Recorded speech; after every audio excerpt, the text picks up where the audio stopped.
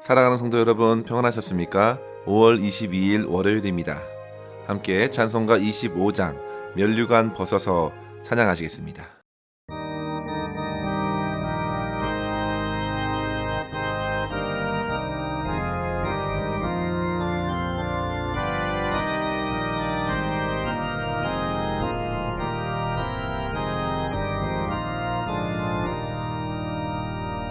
면류관 벗어서 주 앞에 들이세 저 천사 기쁜 노래가 온 땅에 퍼지네 내 혼합 깨어서 주 찬송하여라 온 백성 죄를 속하신 만왕의 왕일세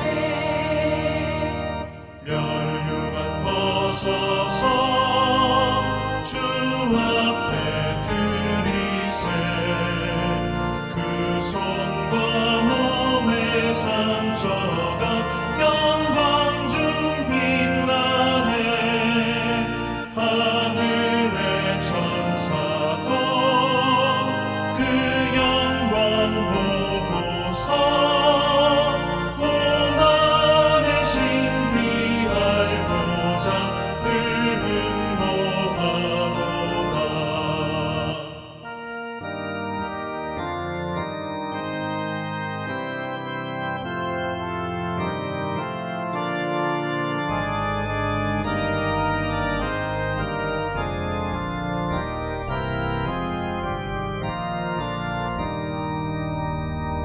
면류관 벗어서 주 앞에 들이세 온 세상 전쟁 그치고 전평화 오겠네 주 보좌 앞에서 온 백성 엎드려 그 한없는 영광을 늘 찬송합니다.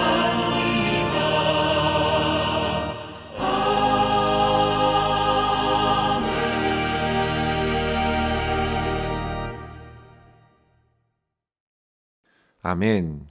이 시간 함께 나눌 말씀은 사무엘하 20장 14절에서 22절입니다. 세바가 이스라엘 모든 지파 가운데 두루 다녀서 아벨과 벤 마아가와 베림 온 땅에 이르니 그 무리도 다 모여 그를 따르더라. 이에 그들이 벤 마아가 아벨로 가서 세바를 애우고 그 성읍을 향한 지역 언덕 위에 토성을 쌓고 요압과 함께한 모든 백성이 성벽을 쳐서 헐고자 하더니 그 성읍에서 지혜로운 여인 한 사람이 외쳐 이르되 들을지어다 들을지어다 청하건대 너희는 요압에게 이르기를 이리로 가까이 오라 내가 네게 말하려 하노라 한다 하라. 요압이 그 여인에게 가까이 가니 여인이 이르되 당신이 요압이니까 하니 대답하되 그러하다 하니라. 여인이 그에게 이르되 여종의 말을 들으소서 하니 대답하되 내가 들으리라 하니라. 여인이 말하여 이르되 옛 사람들이 흔히 말하기를 아벨에서 가서 물을 것이라 하고 그 일을 끝내었나이다. 나는 이스라엘의 화평하고 충성된 자 중 하나이거늘 당신이 이스라엘 가운데 어머니 같은 성을 멸하고자 하시는도다. 어찌하여 당신이 여호와의 기업을 삼키고자 하시나이까 하니 요압이 대답하여 이르되 결단코 그렇지 아니하다. 결단코 그렇지 아니하다. 삼키거나 멸하거나 하려 함이 아니니 그 일이 그러한 것이 아니니라. 에브라임 산지 사람 비그리의 아들 그의 이름을 세바라 하는 자가 손을 들어 왕 다윗을 대적하였나니 너희가 그만 내주면 내가 이 성에서 떠나가리라 하니라.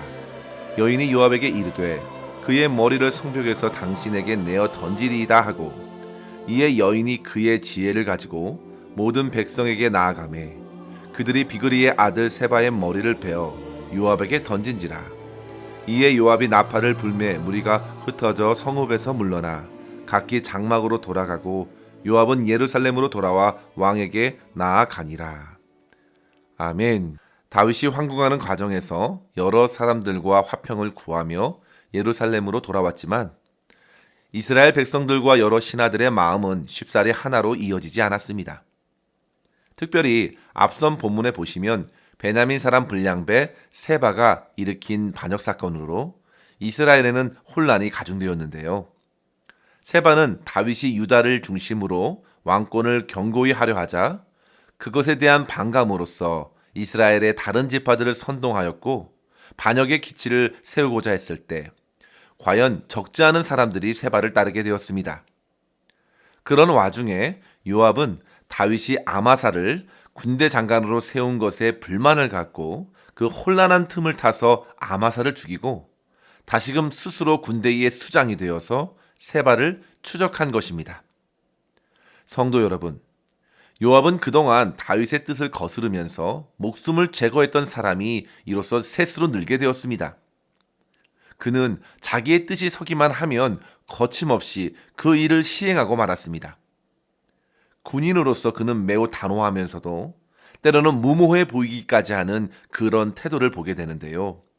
그는 이제 세바의 반역을 진압하면서 다시금 다윗의 군권을 차지하려 했음에 분명합니다.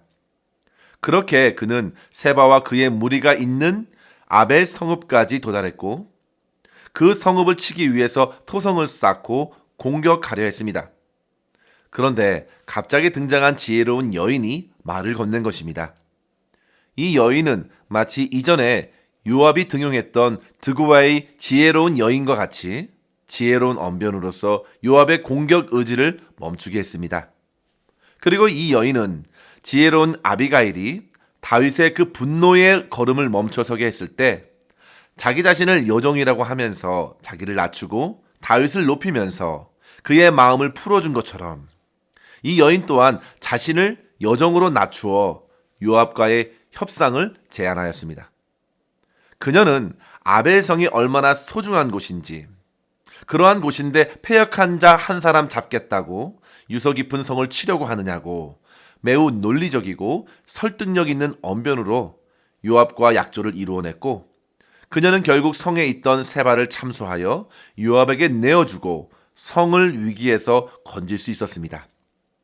이러한 오늘의 말씀을 묵상하면서 우리는 이 아침에 두 가지의 교훈을 붙들고 함께 기도했으면 합니다. 첫째로 성도 여러분, 우리는 지혜로운 여인으로 우리가 속한 공동체를 위기에서 건질 수 있어야겠습니다.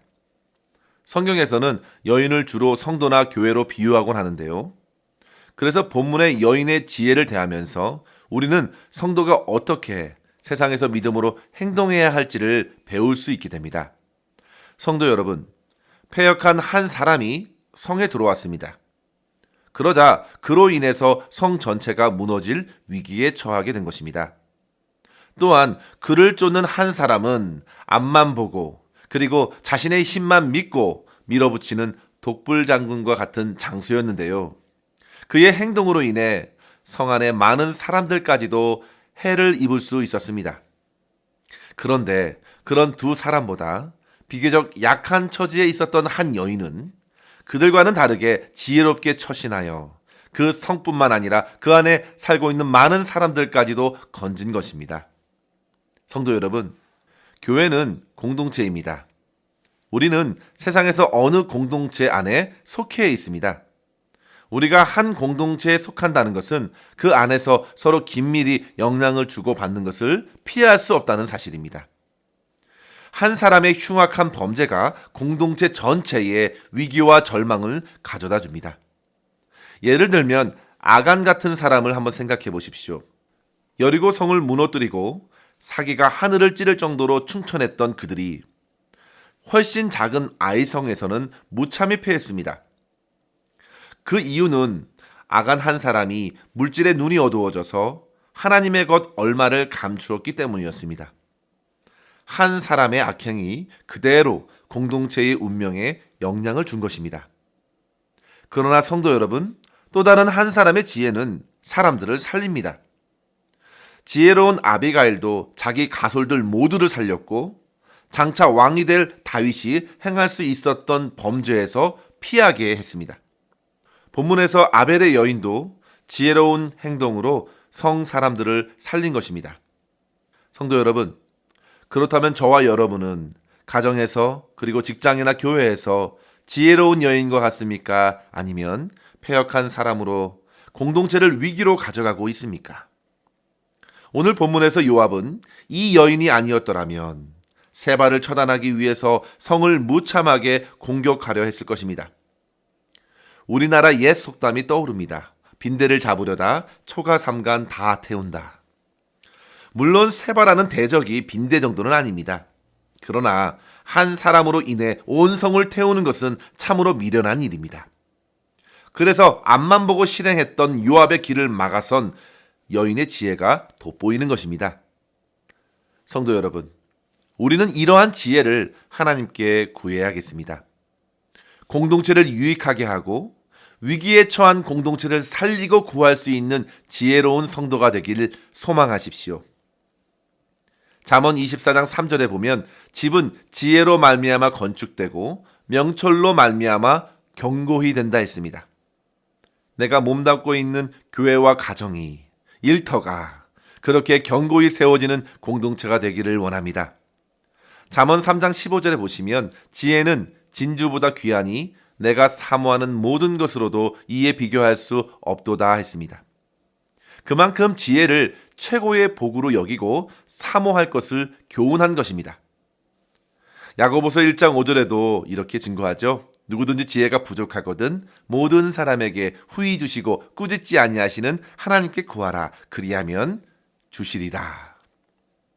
성도 여러분, 성경에서 지혜로운 사람들의 가장 큰 특징은 그 사람은 지혜의 근원이신 하나님을 경외하고 하나님의 말씀을 가까이 하고 그 말씀을 생명처럼 여기는 사람입니다. 그리고 그런 사람들로 하여금 주변의 사람들이 생명을 누리고 살아나는 것입니다.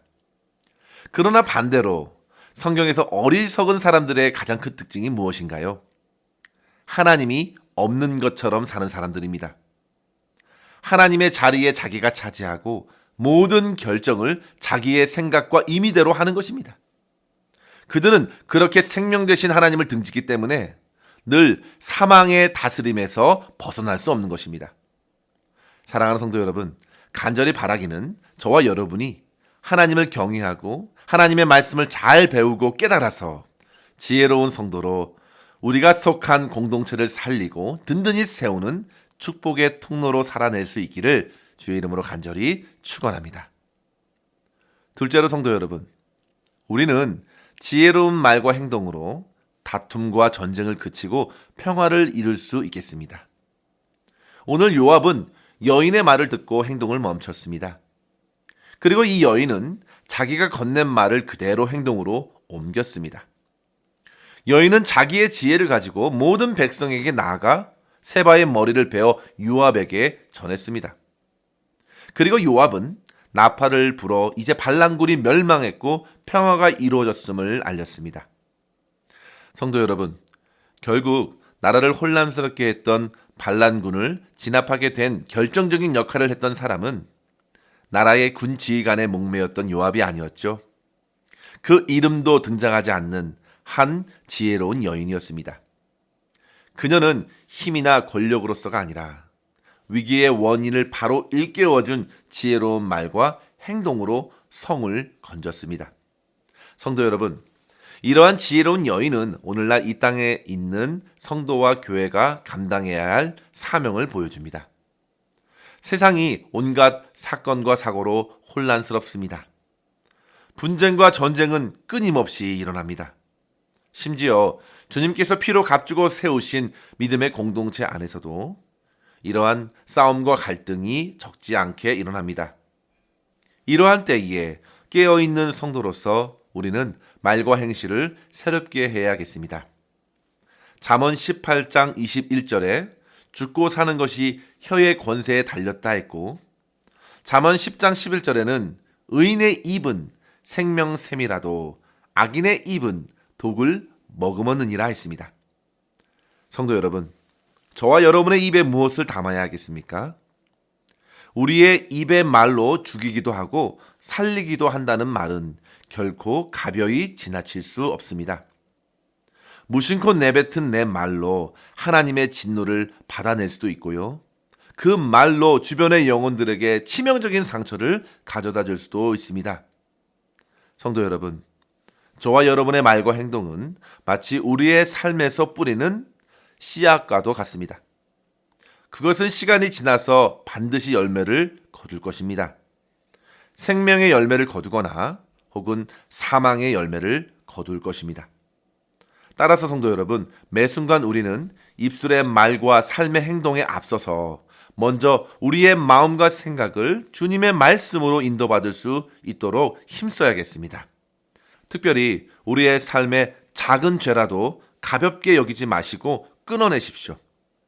작은 구멍이 큰 댐을 무너뜨린다는 말이 있듯이 언제나 나쁜 마음, 부끄러운 죄악을 하나님께서 비추어 주시는 대로 회개하며 주님 앞에 정결한 마음으로 하루하루를 시작하시길 바랍니다.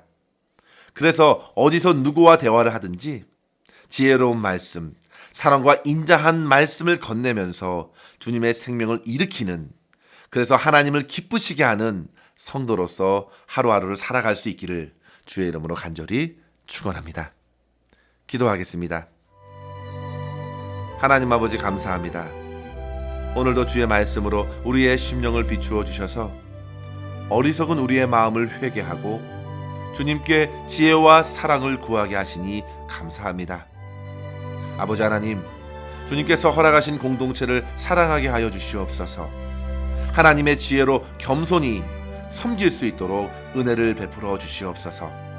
주님 앞에 부끄러운 작은 죄악이라도 무시하지 말고 날마다 회개하면서 우리의 삶을 온전히 주님께 맡기게 하여 주시고 주님의 말씀에 기쁘게 순종하는 삶으로 우리의 허락하신 가정과 교회와 일터를 바로 세우고 살리는 축복의 통로로서 날마다 살아가게 하여 주시옵소서. 우리의 모든 삶을 주님의 손에 의탁하옵고 감사드리며 우리 구주 예수님의 이름으로 기도하옵나이다. 아멘. 사랑하는 성도 여러분, 오늘도 주 안에서 승리하시기를 바랍니다. 감사합니다.